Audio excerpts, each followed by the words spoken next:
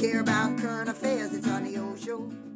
Welcome to the OShow, Canada's current affairs show with strong opinions. And by popular demand, we have the boys back for the OShow scandal panel. Thank you to everyone who watched the show, who shared it. We have had tremendous response to the scandal panel, doubling, I think, previous records for the O Show. So thank you so much for being a part of the conversation, Canada and around the world. And make sure to subscribe. Let's get up to 5,000 subs so we can continue to have a good conversation about what's happening in our country. And you don't miss any episodes because we did a special extra episode this week. There was so much going on. Make sure you check that out.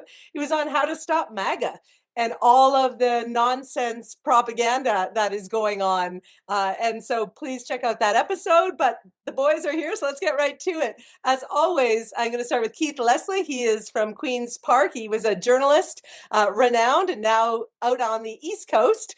And we've got, of course, Mark Cripps, who was a journalist and also worked within the ministry in Ontario. So he knows a whole lot about a lot of stuff. And we will get back to some of the shenanigans with Ford, guys, very soon. But we really, really have to keep our eye on the prize, which is this federal election. Okay, without further ado, over to you, Keith. How do you want to start? What's on the docket for the scandal panel?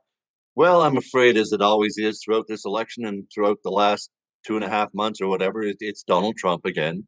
The fact that we weren't on the board that he pulled out when he was doing his so-called reciprocal tariffs, that Canada, I actually paused my TV screen and get up and get in close to it. We're not on there. I was just like, really, where's Canada and all this? Like a nightmare. It was like a nightmare game show host. Absolutely. Just bizarre behavior by a president, by this audience around him applauding these kind of strange tariffs that are just clearly being plucked out of thin air, and basically your trade deficit is now somehow your anyway. The formula for it is just seemingly ridiculous, but it got everybody wound right up to heck, and yet Canada seemingly didn't know how to react. I mean, we had Danielle Smith say, "Hey, this is a great day for Canada," Well, no, it really wasn't a great day for Canada. And we had others saying, instead of getting 100 lashes, we only got 50. So, hey, not bad. But I think the best summation of it all was, at least next day's summation, was Jean Charest, who was on the Prime Minister's Council on dealing with the tariffs. And he said, if you're actually feeling relief, you are suffering from Stockholm syndrome because of the abuse and confusion that Trump has created. And as we've seen now, it's turned into a global catastrophe. And Canada is in this strange position of somehow having 25% on autos, which we're not sure if the whole engine is going to be Canadian or parts of it are Canadian, how they're going to assess. Like, it's just, again, mass confusion on a level of upsetting the entire global trading scheme. So it was impressive in a sense to see Mark Carney come out and say, well, if the United States doesn't want to lead anymore, Canada will lead. We'll find some new trading routes. We'll try all these sorts of things. So that was an impressive play, coming in there and just, this is the moment. As Doug Ford proved in Ontario, this moment is all about standing up to and dealing with Donald Trump as best possible when you're dealing with apparently a madman. So having someone who can seemingly stand up and get the respect that Canada needs, or at least got us over the worst. We appear to have escaped the best of any country, despite those 25% tariffs, and the auto tariffs kicking in really is going to hurt. Is already hurting, right? We've already got layoffs. Yeah, and I'm glad you mentioned that, because before we get into all of the wonkery, and I would argue some of the entertainment of this election, because there's been a lot of stupid stuff going on, it is important to note all of the people who have lost their jobs or been laid off. There's an auto plant in Windsor where they're on 2 weeks off. I mean, many of us live paycheck to paycheck in this country. It is extremely difficult to suddenly not be working. And what I liked about Mark Carney was that he came out and he had a very measured, calm response, which is, this is going to change the global market, of which, of course, he's an expert. In fact, in the BBC, they call it now going the full Carney, which is a way of describing how to handle Trump. We also heard the Midas Touch Network in the US say that Canada is leading the global response to Trump. So when Carney says, if you're not going to lead, we'll lead, he means it, and the world is open to it.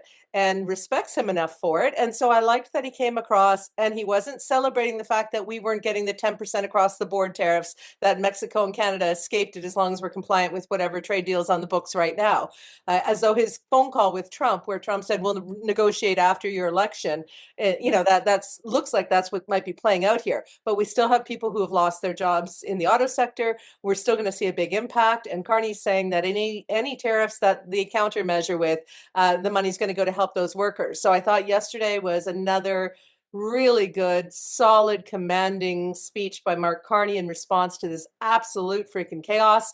And we'll get to the polls in a little bit. But Mark, what was your reaction to Liberation Day? I've heard other words to describe yesterday. Nobody's thinking it was liberation for anyone.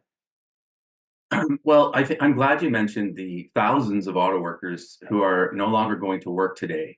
Yep. And the contrast between certain people in this country who seem to think that Liberation Day was somehow a victory for Canada.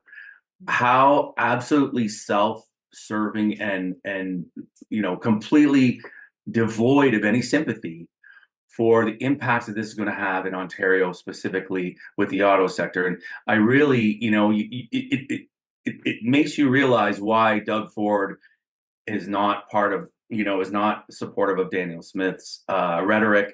And I noticed that even Jason Kenney yesterday had to kind of dial her back and remind her that many, many people in Ontario are suffering. Carney's response was measured.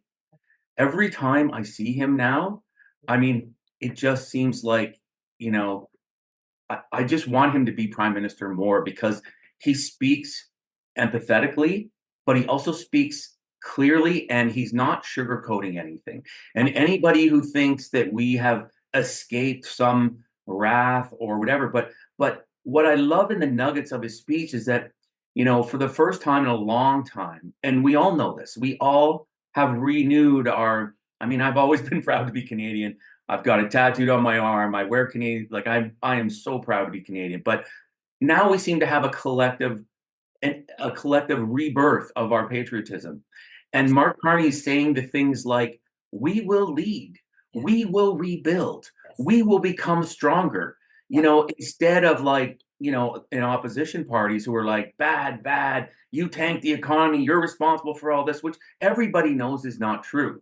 So, yes, the nonsense, if everybody thinks the nonsense is over, we're only just begun. And another thing that really struck me yesterday was the market response.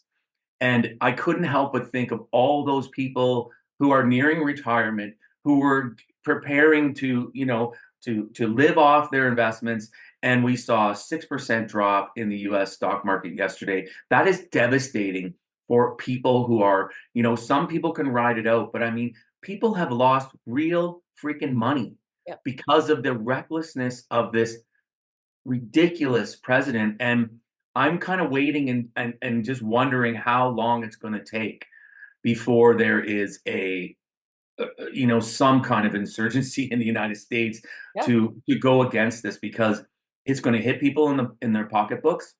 Mm-hmm. It's going to make people poorer. It's going to, and it creates, of course, opportunities for the rich to cash in on all of this, market disruption. Gold, Jerry, gold. They're buying up all the gold. Right. So, I mean, that was my takeaway. I'm really proud of the way Carney's stepping away from the campaign. Yeah. He's acting prime ministerial, which is what we need at this time. And people criticizing him for, well, he shouldn't be doing that, he's taking advantage. What is he supposed to do? He has to be the prime minister still. I'm sorry that you don't like that. And I'm sorry that you think that's working to his advantage. Too bad. So fucking sad.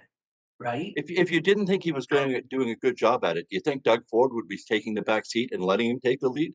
Right. Doug Ford doesn't bow down unless he thinks Carney's handling it correctly. They've clearly agreed on a strategy, and if they have to let Doug go loose and get a little angrier a little further down the road, well, that may happen. But right now, clearly, Doug Ford and the other premiers are all working in tandem with Carney.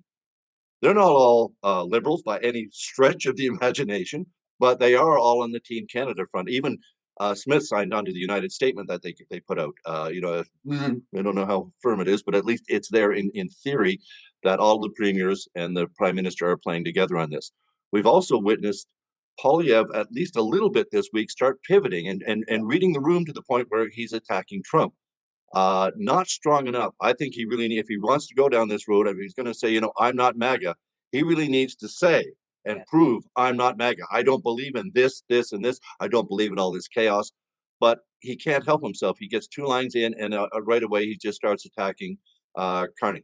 Well, and you know what? We already did no show on this, so we don't need to get into it. But if you want to not look like MAGA, then talk about a housing policy, a desperately needed housing policy for people to be able to afford to have a house without getting into biological clock, social conservative code language, right? Like just stay on the positive. Even just at this point, stay on the positive. If you're going to attack Trump, that's fair game. But attacking your political opponents, your lost liberal decade, all this kind of stuff, that's just flat. It's just landing FUD. Right. Move on. And you know what? So on the Carney thing, I had always hoped that once Carney got to be in that office, we could test him like a job interview, and I think it was brilliant. I believe Trudeau was in for 9 years. Carney did that 9 days and then called the election. So he had, 9 days of a intensive job interview before they dropped the writ. And now that we have the election, anything that happens out of the paved over rose garden with the madman king president is going to have to be responded to by Mark Carney, and it could affect the fortunes of this election and of this country. I don't remember ever there being a time where there was a more mercurial and more unpredictable factor influencing the Canadian zeitgeist. So when you have all of that going on, and Mark Carney is consistent and clear and competent, and he keeps saying things to structure the response right now, where purpose and force are the words that he's using. It is very powerful leadership, and everybody can see it.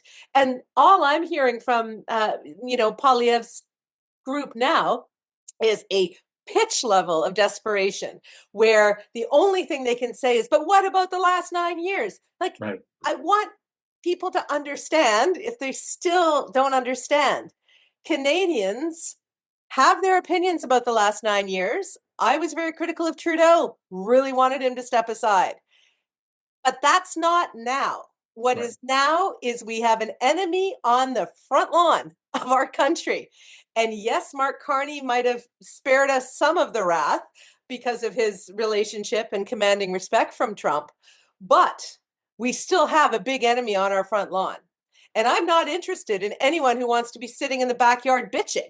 I'm interested in who's going to be on the front lawn with me and is going to be staring down this bully and is going to fight for Canada and for my future and for my children's future and for the people in our country who are living in poverty.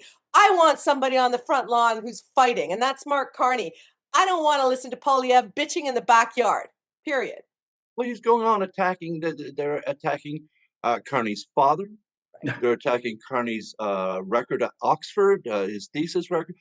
For God, do you really think Canadian voters give a damn about any of that kind of stuff? Let alone we just see it as the kind of attack shit we don't like in the first place. Right. But in this climate, in this everything is Trump and dealing with Trump climate, you're going to start still tearing down he did his dad. What? What on earth are you on about? As you say, Canadians are looking for a unified message, a positive message. And when Carney just slides in, we're going to act with force and with purpose. And if they don't want to lead, we'll lead because we can do this and we can do that. And Canada, that's a place on the world stage. Canada's always felt that we were. We weren't the biggest player on the world stage, but we were one that commanded a hell of a lot of respect from people. If we wanted to lead the way on apartheid, we could lead the way on something that major and get it done. Yep. It's that kind of level of respect that Canada is looking around the world going, do you know what? People still kind of view us that way. Especially when they're looking at our neighbor and they're looking at how we're responding, because we're definitely front yard situation here. Yep. We seem to be taking it the proper way. Yep. In the middle of an election, in the middle of a federal election, we seem to be doing it the right way. So I think that says a lot around the world about how Canada's reacting. And I think it says a lot to Canadian voters themselves about, okay, we seem to be playing this as well as anyone else in the world. In fact, the world seems to be looking to us as to how to play this. Exactly. So other than China just, coming back with their own 35% tariff or whatever, Canada seems to be doing the best at pussyfooting around this crazy man and figuring out, can we get to the negotiating table? Is this really what you want? And it appears to be, even Trump is talking now about, hey, everybody wants to get a deal with us. So maybe this is eventually deals for everybody. but it's going to be another rough little bit, and including the entire length of our election campaign. I think you're so right. I'm hearing from people who were going to vote for Poilievre, for people who hadn't decided yet, for people who just were mad at the Liberals and weren't even engaged. I'm hearing from NDP voters. I mean, guys, for the first time in my lifetime, the left vote is no longer split. Are you looking at these numbers? We have the NDP not even a factor federally. We've got Mark Carney's Liberals are up 10 points on Poilievre, and I think at one point under Trudeau they were down 20. So that's a massive historic swing. But to your point, Keith and Mark Carney himself is polling 20 points above Poilievre. So Mark Carney just got in the picture 2 months ago. Poilievre has been in the picture for 20 years, the last two especially, and yet Mark Carney can get a 20-point lead on him, both being prime minister in a crisis and a campaigner for the first time as a non-politician. I mean, those numbers are unseen, and nobody knows even how to respond to what just came out today, except to say, I think what we're all feeling and trying to articulate here is that, you know, not only is Mark Carney not leading from behind, to use my analogy, he's standing right at the street fighting for our country. You know, he's not waiting at the doorstep. He's all the way out there with Trump, and he is setting the table for the world to respond. And the world is saying, thank goodness that one of the top economies in the ninth largest economy in the world, with one of the strongest democracies by world ratings in Canada, has a leader who's a global economist rock star in a time of, as they were saying on Fox News today, oh, we're rewiring the world economy. Ha ha, hasn't happened in 100 years. Yeah, that's how messed up this is. And we happen to have the person who can best handle it for the world as our prime minister. And this is what gives me a lot of hope. I know that there's a lot of people skeptical about the polling numbers and saying, you know, well, the only poll, and I agree, the only poll that counts is the poll on election day. Yeah. But the trend is undeniable.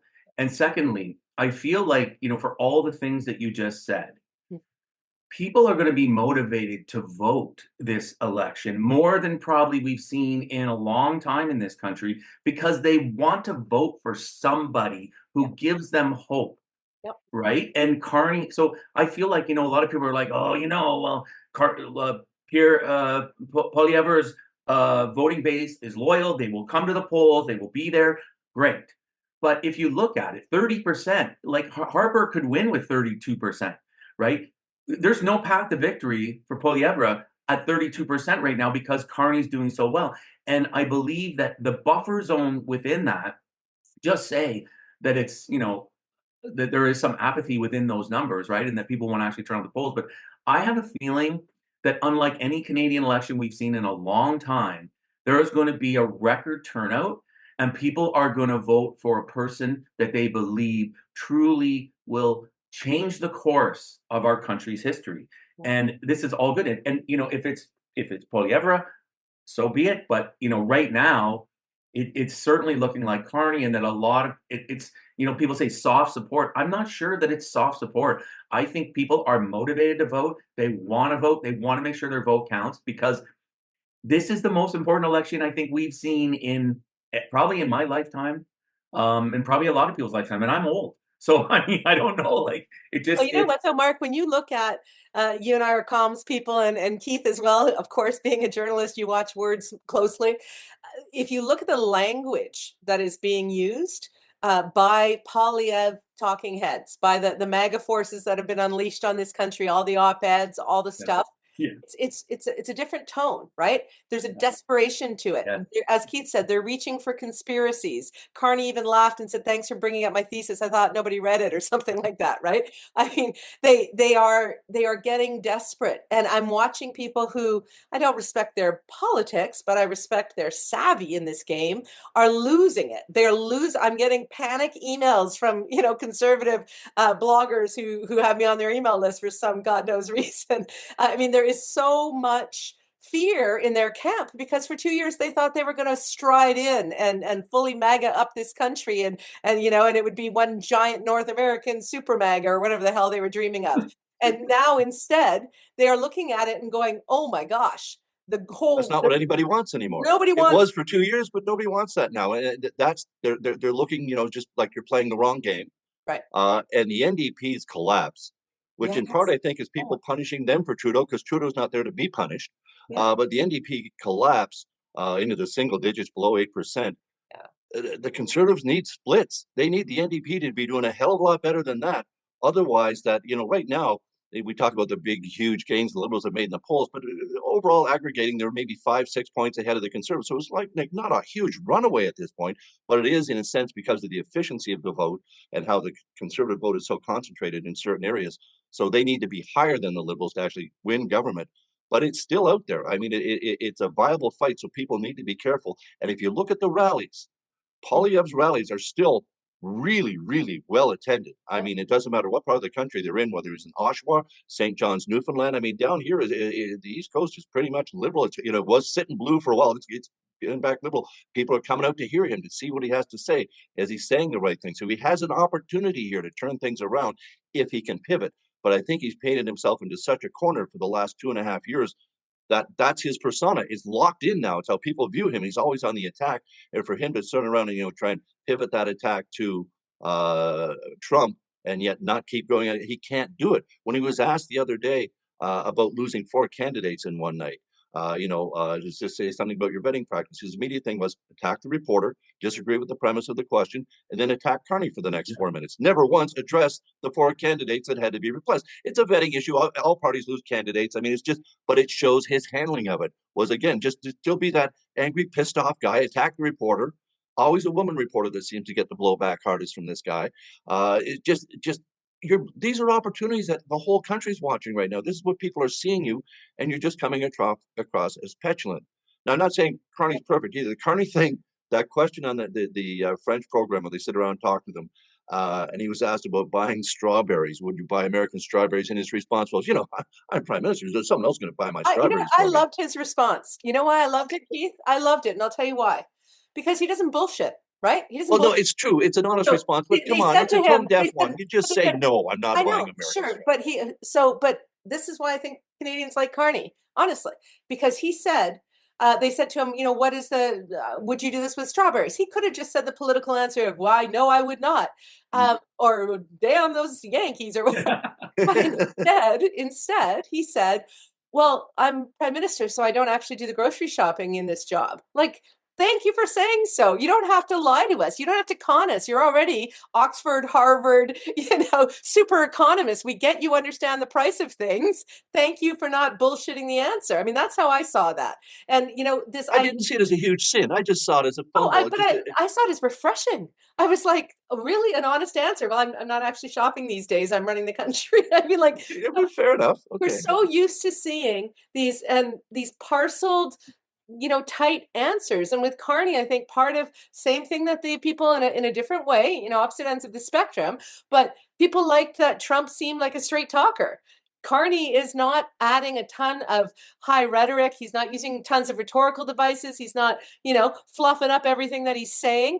He's saying, we're going to use purpose and force. He's just, yes. And I think people can say, okay, while I'm freaking out, while they're freaking out, while the world is freaking out, Mark Carney doesn't seem to freak out. And that might just be the kind of temperament we need right now. I don't want to listen to a politician banging their fists and screaming in grievance and yelling at the moon and the stars, because we're all doing that all day long. We are at like cortisol levels of COVID. In fact, the stock market crash in the US, $7 trillion, was equivalent to when COVID started. Yeah. So I don't need someone freaking out and telling us to drink bleach or lying about the price of strawberries. I want somebody who is like, you know what? I'm working on it. Here's how we're going to fix it. Stay tuned.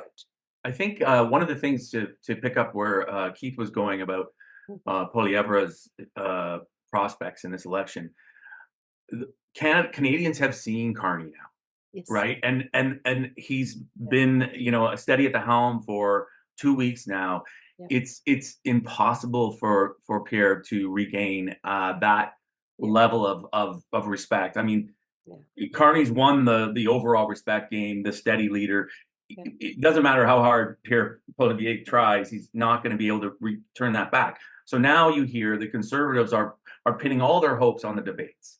I mean, they're literally, debates are like a week before the election. So now they are at such crisis right now that they're like, we can still turn it around because of the debates. And I'm here to tell you that if that's what they're saying, they are already throwing in the towel. Like, I just don't see, we've seen the image of Carney, the words he speaks, the things he's saying, the strength he's showing, and the compassion, the empathy, but also the tough love. Like, this isn't going to be easy. None of that's coming from Pierre Poilievre, and his, he cannot. There's no way for him to pivot without, again, fracturing that delicate balance of a SoCon base that he's created, that is like still thinks Trump's the best thing ever, regardless of everything. Oh, don't worry. He has a plan. It's all going to work out in the end. It's like the people that go to Jonestown and they're like, yeah, it's like it's literally a freaking cult that no other party has. Like, liberals, NDP, their voters are fluid. They move around. But the SoCons, they go nowhere, right? They're so into their own opinion, and they double down when they're wrong. They triple down, they quadruple down. They'll go down with the ship to be wrong. And I don't feel like that is in this time. So these rallies, okay, yes, they're impressive, but they're strategically held, and a lot of effort goes into those singular rallies that draw a whole bunch of people from all over a region to come to one rally by bussing them in and everything else. It's good. It's good politics. I'm not criticizing it, but at the end of the day, I wouldn't mistake that for any kind of, this was all planned.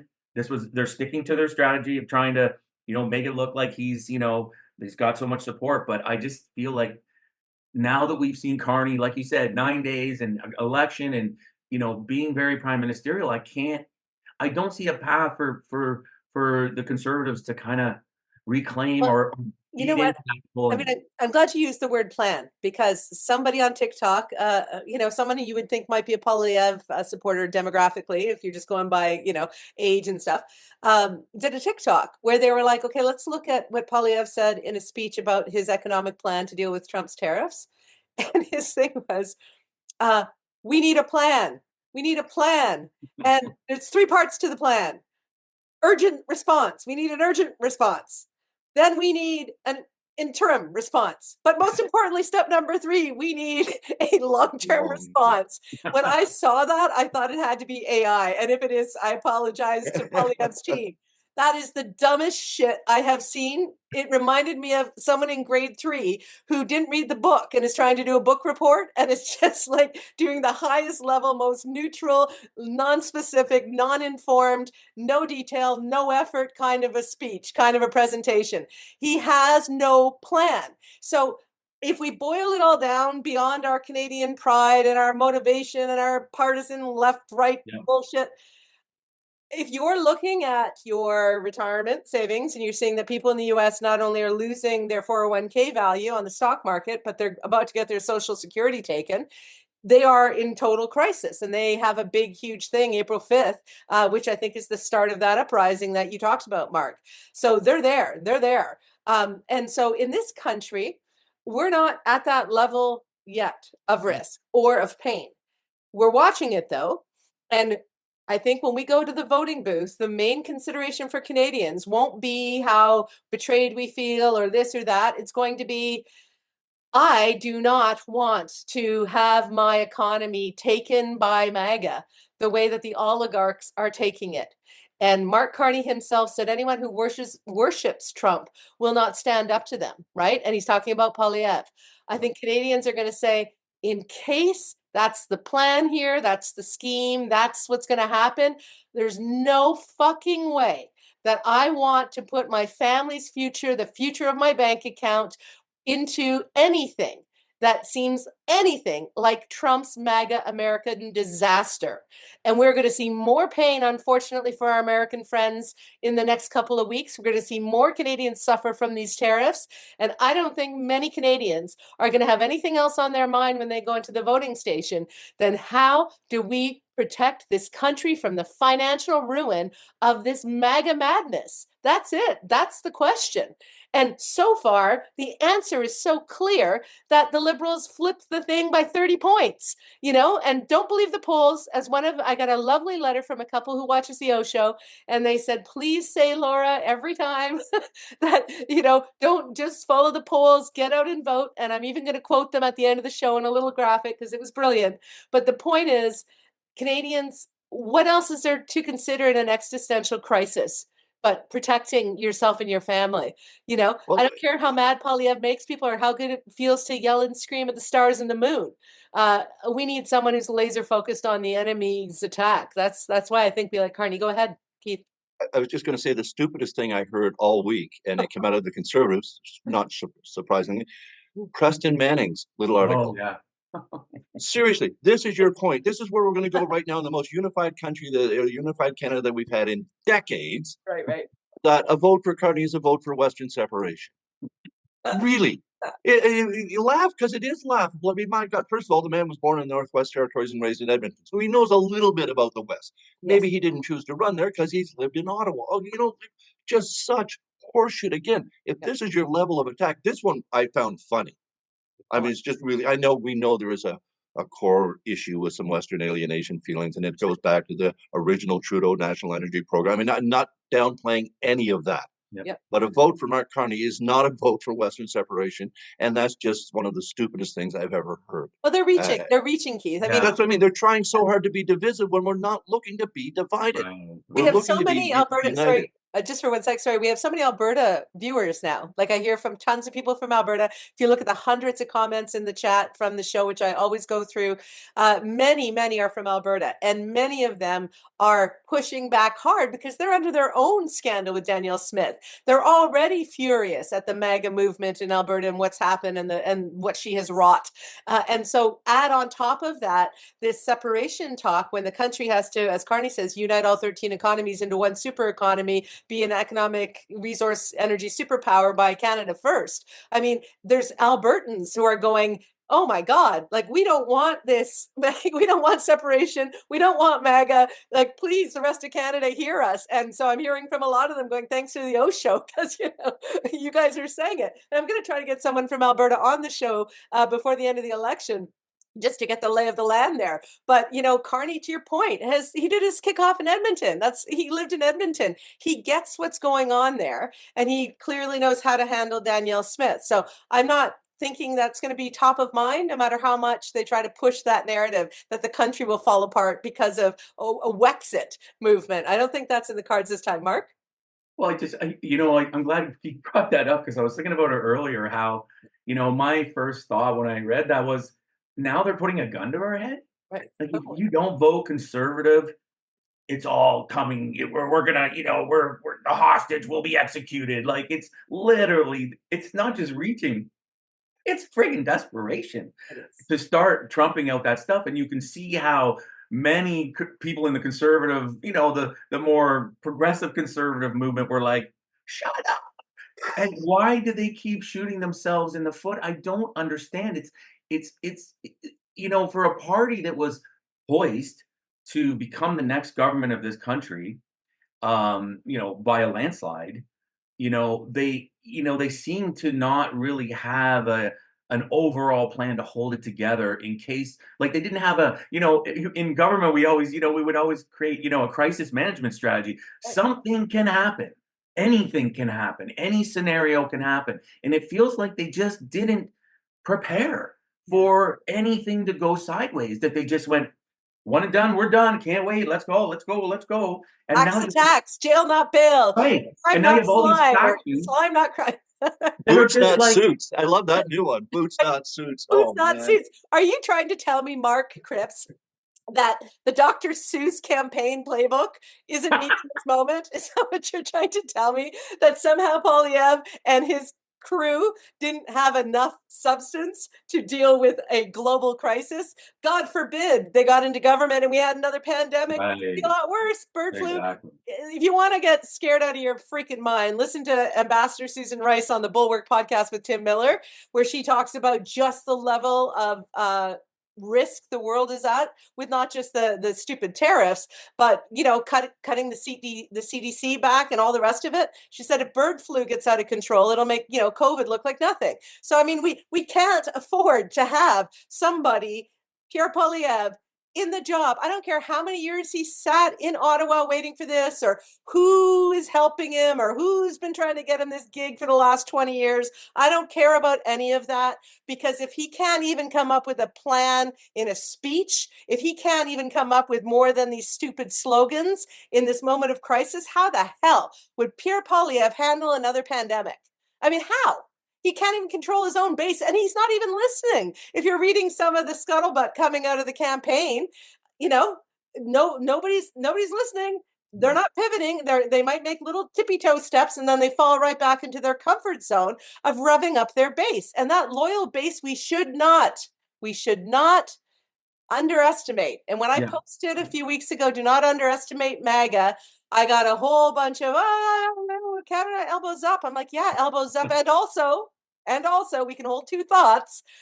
This is a dangerous movement, and we'd better watch what's happening in the U.S. and get out and vote about it. Well, at those rallies, I don't mean to interrupt you, but at those rallies we talked about, there's so big a turnout. Yeah. The Tory organizers are going around asking people to remove their MAGA hats because reporters are filming them. Yeah. So yeah, that's absolutely when they say, oh, it's only a certain, it's a core percentage of those really rabid conservative votes. They are small C conservatives. They are MAGA conservatives, and they like the red hat. They want to be there with Trump. Yeah. So I don't, it's hard for him to pivot without completely alienating that group. But quite frankly, if he wants to appeal to the majority of Canadians, MAGA needs to be kicked and stomped right under his heel. It does. And I don't see that happening. I see a lot of complaints, I see a lot of act, but not this hardcore that he needs to go. So at this point, to the points that both of you have made, that how he can turn the electorate around at this point, it's going to take some other outside factor. And maybe, Trump going quiet and things easing up will give him a chance to get some of the other issues before it. But Trump's sorry, never did you going to just go say quiet. that? I know. Did you say in one sentence, Trump going quiet? Narcissist going quiet. Yeah. For an hour, maybe an hour. We could all take a break.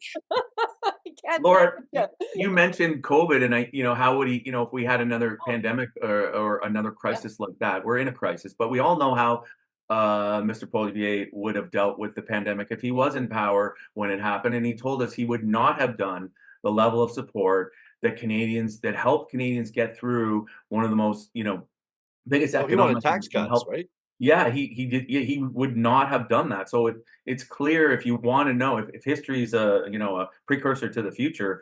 I mean, we know how he would react, and that's what really scares me, is that his strategies around dealing with a crisis is to is really it's like it's like doing that old Reagan style of fiscal management versus like people need support. So if I think of the auto workers in Windsor and people that have lost their jobs this week, and hopefully they'll be able to go back in 2 weeks, but they're out for the next 2 weeks, what would his approach be to those people? To say, oh, well, we'll just, we're going to invest more. We're going to get you build pipelines or something. Like, you need someone who's going to wrap their arms around people in their times of crisis, help make them feel supported, and help prop them up. And this isn't about like being socialist or anything else. It's about helping Canadians in their times of need.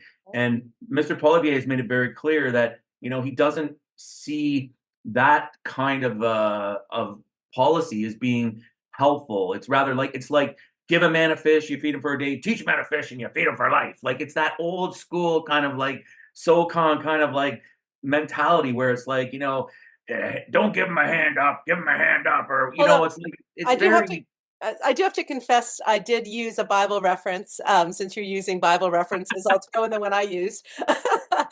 Today, I was looking at Poilievre's numbers, and I was like, when you build your house on sand, right? Yeah. Like the foundation of the Conservative Party in this country, when they did the hard right to Trump's MAGA, it's sand shifting under their feet, and they cannot figure out how to keep their house up. And we are watching it fall. right? And wave after wave, to extend this analogy, wave or metaphor, wave after wave that comes in is tearing their numbers down. Like, it's unbelievable. This is to your point, Keith, last week, we always caution, don't buy the polls. And you always say, yeah, look at the trends. I mean, have you ever seen trends like this, Keith, in Nope. your entire life? No, not to that degree. Where first of all, rarely in Canada, nationally or in Ontario, do we see a two-party race. Right. And that's essentially what we're seeing here. It's a liberal CPC race. That's straight up two-party race.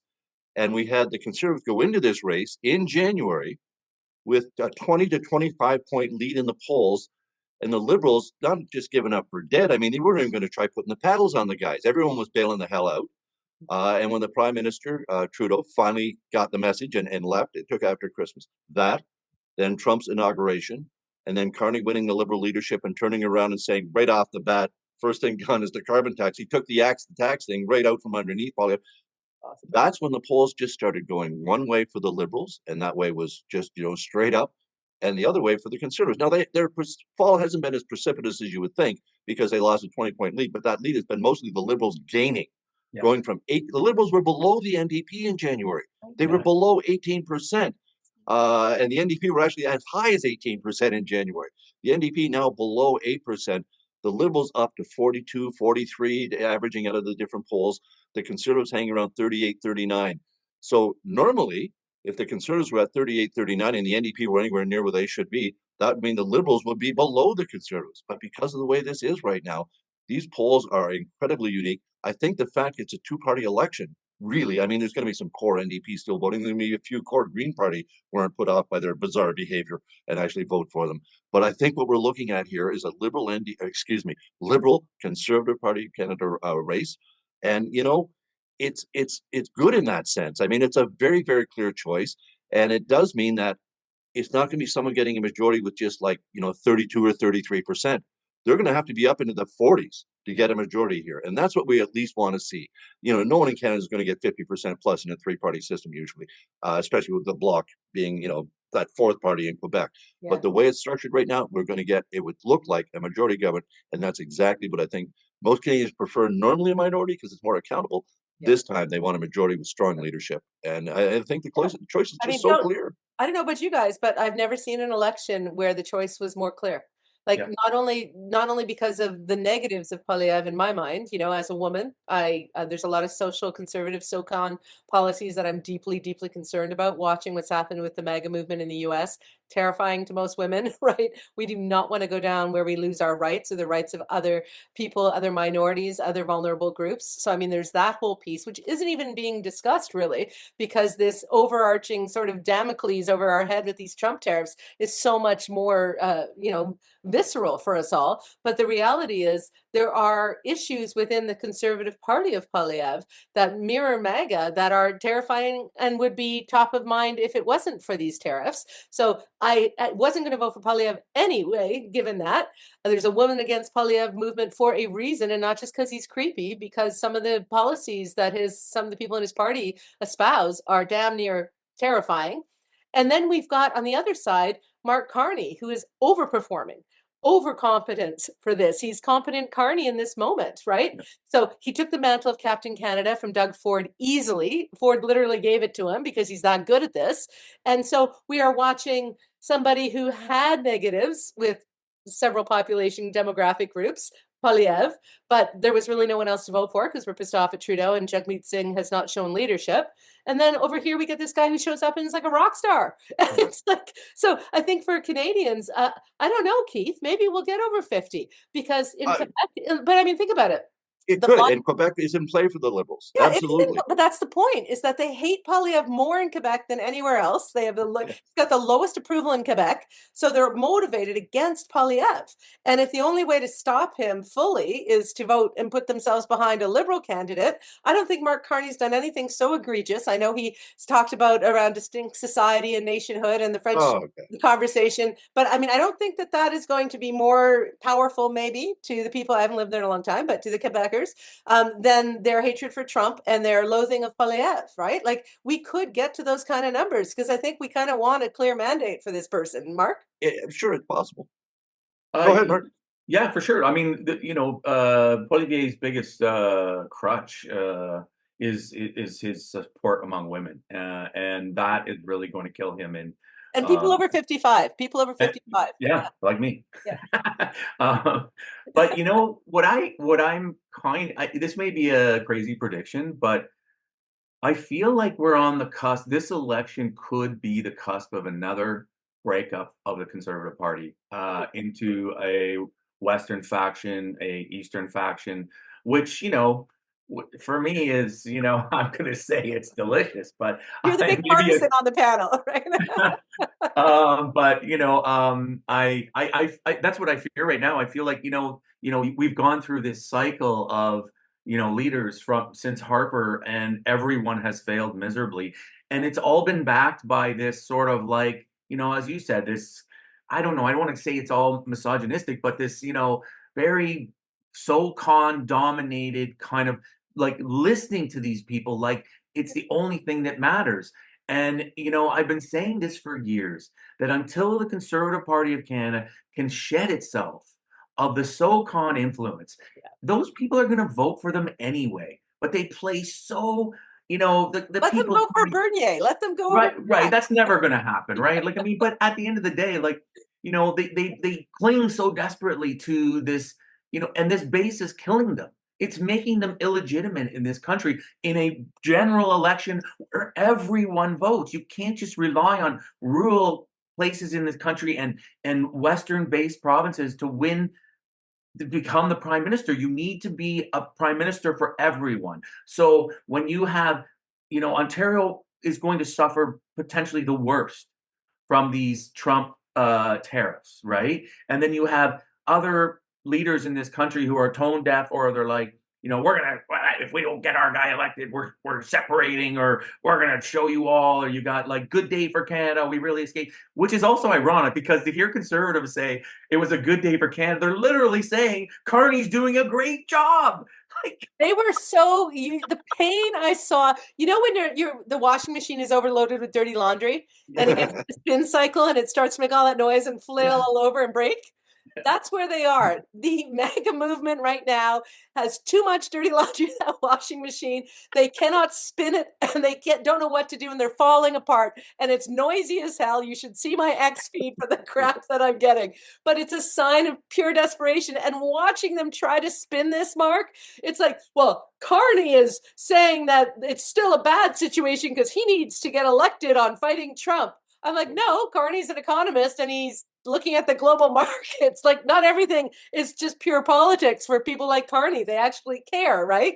And I think that we did get a break. I think that it could have been worse. But that doesn't mean that I'm celebrating that Canada is not in this. I mean, we're in a trade war. People are losing their jobs. People are terrified. We have an existential threat. We have the biggest military in the world with the biggest economy at the moment, staring at us on our front lawn.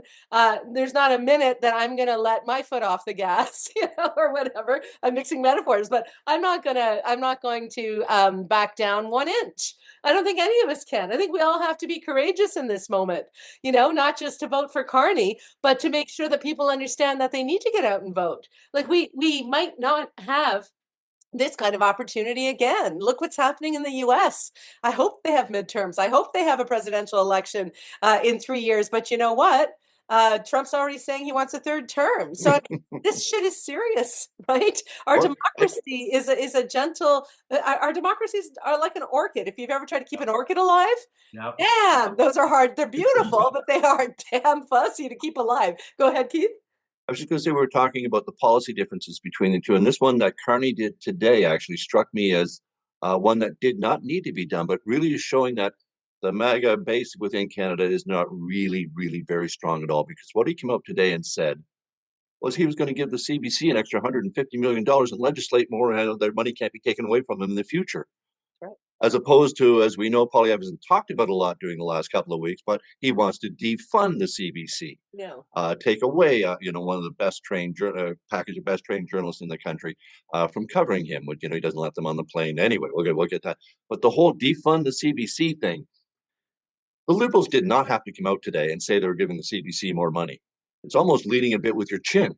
Yeah. You're baiting the Conservatives at this point. Yeah. You know what? We're giving them more money, you But bastards, and we're Carney going to said make it that so you earlier. can't take it away. He has said that. I mean, so right before Trudeau left, right, they put that policy out there. And obviously, full disclosure, I worked there years ago, and my partner has been there. He's a lifer at CBC, right? So we care deeply about it. I'm pro CBC, and I give them shit when they screw up, like I did with the Gabeshi thing and any other time. But the reality is, I'm pro CBC, and I think that it's a very much a Canadian thing because of the network and the rural report. Like the CBC, that its greatest asset is not its journalists, with all due respect to its journalists, it's its network, right? It is for Yes. some people their only source of connectivity, to the They're Canadian. the only newscast we get in Atlantic Canada on the weekend because CTV doesn't need to work weekends. It costs money.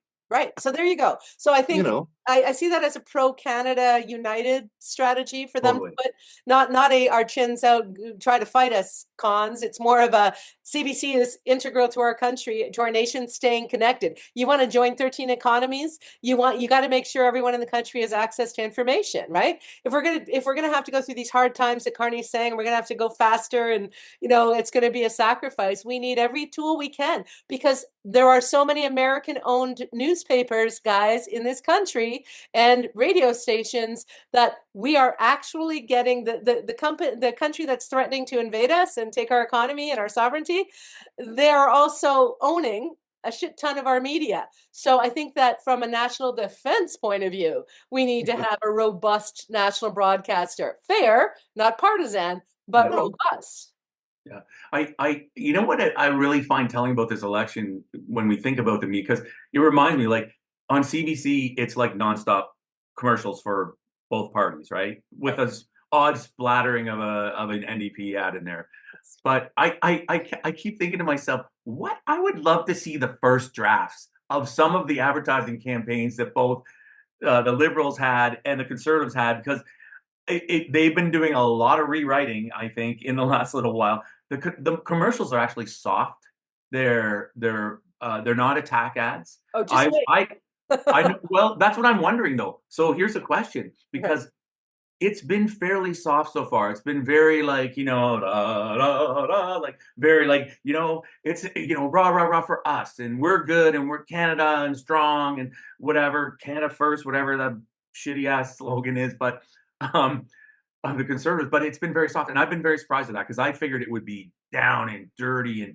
But I wonder though, is this climate, would that not turn people off in this moment when we have attack ads like, in a normal election, those kinds of ads? I wonder how they would play with the Canadian public right now. And then maybe the strategy on both sides is let's just promote ourselves because it would reek of desperation at this point if they start attacking each other, right? And I think the Liberals are going to stay right out of Absolutely. attacking. Yeah, you know what? It's the Coke Pepsi analogy that I use Yeah. sometimes in my training.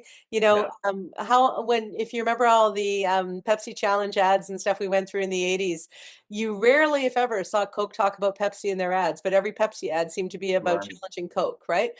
So the person who's in second place is going to take shots at the top. When you're as far ahead as the Liberals are and you're running on this international branding of Canada as being like a superpower that's like at leading the table against the common enemy. I mean, it's insane how good the brand is and how the Liberals have reclaimed the flag and the elbows up. I mean, it really is like a dream campaign in some ways. Sunny Ways was based on a let's all be happier than the Harper years. And people wanted to see if Trudeau could do what his dad did. So he had a lot of support there, I think, from older Canadians. But this is different. This is, how many times a day I see we have our flag back, right? How many times away from the trucker convoy, and you saw the charges or the whatever. I don't really care about those people, but they got their mischief guilty finding or whatever, and people are freaking out. Whatever. I mean, that whole nonsense, that all that disruptive stuff is not what you want when you're fighting for your family, right? Like that, all that stuff is like peacetime, whatever. We're in a war. We are in a war, an economic war at the moment. Let's hope it stays only an economic war. But all of that stuff that you can get all upset about during peacetime and they made me do this. You know what? Nobody cares. Okay. What we care about is how do we stop Trump? That is the single ballot issue. And I know we didn't talk about it too much because maybe it's not even worth talking about. But I have heard forever, if only we could unite the left, the conservatives would not get these majorities with the small pluralities, right? The left is united behind Mark Carney. And we even saw Thomas Mulcair say effectively that, right? Like this is like, sorry, NDP, party I ran, but it's a wasted vote. This is about stopping MAGA and stopping Trump, and the only party that can do it, unbelievably, is the Liberals because of Mark Carney, right? So, last thoughts, guys? Oh, I Oh, think you nailed well, it there. I mean, yeah. when Sorry, it comes continue. to, when Jack Layton was leading the NDP and they were into official opposition status, they took 72 of the 75 seats in Quebec, I think, at the time. Yeah. And right now we're looking at them having one. So that, that means Quebec is open for the Liberals and the Bloc, and if the Liberals can take any, and it looks like they certainly can, that's a Liberal majority government at this point. Now, again, that's what the polls are showing us. I keep qualifying it that things can change. But as we've just spent an hour or so discussing, Yes. how exactly can Poilievre and the Conservatives pivot? By bringing up threats of Western separation, by staying in the dark and angry. Even the ads that are all about, bringing it home and standing under the flag, he's yelling in those ads. Yeah. As opposed to just speaking softly and carrying the big stick, as the saying goes. Talk to us. Don't bark at us. Almost yelling or telling us we're going to bring it on home. Well, we're all home. What are we going to do with it? So anyway, I don't mean to. I mock all political slogans. But every time I see those ads and I hear people tell me how much they hate them, like they great, right? But what is he bringing home? Trump's MAGA movement? Is that what's coming home to us? We don't want it. We don't want Trump MAGA in Canada. Get that through your heads, Mark. I want to. I love the growth of. I'm sure you listen to the Midas Touch podcast. Like people are listening. The left and the center are now retaking what has been given away in the last few years. What was given away in the United States to MAGA because of apathy, or it can't be that bad, or oh, it won't be that bad. Like people have said, okay, whoops. And so, thank you for continuing to do this podcast. This is our way of, of talking to people who are interested in listening to hopeful discourse, not attack, and not like, this country sucks and, blah, blah. Like it's good that, I'm so happy to see like the growth of this. And I love the Midas Touch podcast. I've been listening to it nonstop. Ben I'm so and happy. Brett, those guys are amazing. And they The number one podcast in the US. Canada. They created the elbows up emoji for Canadians for their Midas MAGA movement. We're part of They have a shirt now. Or the Midas Maple Midas Maple. I forget. They have a shirt now too. CBC was interviewing a woman today. She had a maple leaf flag that she knitted, and instead of the maple leaf, it was two elbows up in red in the middle of it. And can I just say to all of our viewers out there, I have heard from Liberal candidates about the last scandal panel where I gave my branding advice of all the reasons why they don't have the signs yet and blah, blah, blah. You know what? If you're still waiting to get a sign, first of all, if you have one on your lawn, you won't have to talk to Poilievre's people at the door. Just skip your house. It's a big incentive. And secondly, make your own. We could all write Canada Strong or Mark Carney Liberals or whatever the hell. You know what? Like, don't wait. Don't wait. We don't have time to wait. We are mere weeks away from an existential election, not the most important in our lifetime, just the most important in our country's history. So please, you don't need to wait. Buy this. I got this at Giant Tiger, a nice Canadian-owned store. Who cares what it is? Write your own signs in the windows. Don't wait for the ground game from the Liberals, because obviously they're focused on the tariffs and the war. Just get out there and do your own signs to let people in your neighborhood know. And I've heard from people who said they're afraid to put up a Liberal sign because of screw it, fuck it. Put it up, right? We had ours kicked over already. We went out and put it back up. Fuck it. Brutal. Okay, guys, you're amazing. Somehow we always end on some like we're like elbows up by the end of this podcast, right? We're ready to go. All right. And to Bruce Fanjoy, who's trying to take on Poilievre in his own riding, you go, support Bruce Fanjoy, guys. You can go online and support. You can even do phone calls for him. I think that would be just a lovely cherry on top of this thing.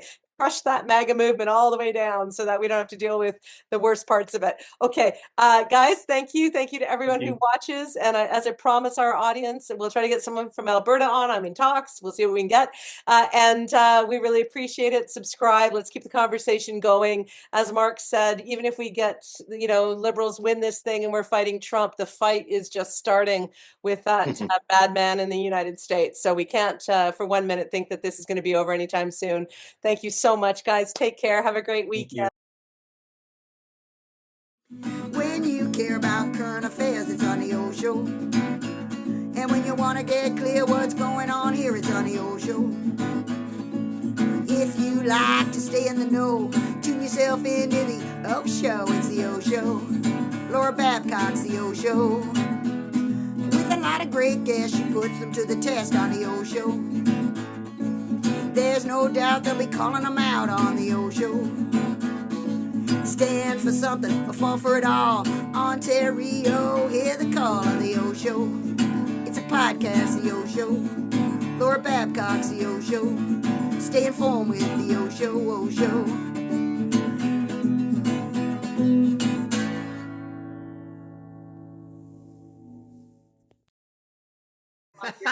Your merch bin.